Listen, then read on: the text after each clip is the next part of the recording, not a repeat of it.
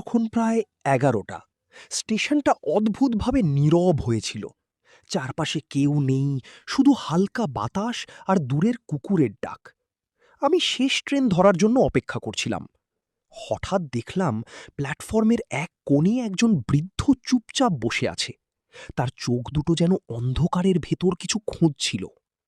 কিছুক্ষণ পর ট্রেন এলো। আমি উঠে পড়লাম, কিন্তু ভেতরে ঢুকেই শরীর ঠান্ডা হয়ে গেল। পুরো ট্রেন ফাঁকা। একটা সিটে বসতেই অনুভব করলাম আমার পাশেই কেউ বসেছে। ঘুরে দেখি সেই একই বৃদ্ধ। আমি অবাক হয়ে বললাম, আপনি তো স্টেশনে ছিলেন। বৃদ্ধ মৃদু হাসল, তারপর ধীরে বলল, এই ট্রেনে যারা ওঠে তাদের জীবনে একটা শেষ সুযোগ আসে। হঠাৎ ট্রেনের সব লাইট নিভে গেল। ট্রেন থামল। আমি নেমে পড়লাম অচেনা এক স্টেশনে। পিছনে তাকিয়ে দেখি স্টেশনের নাম লেখা শেষ সুযোগ।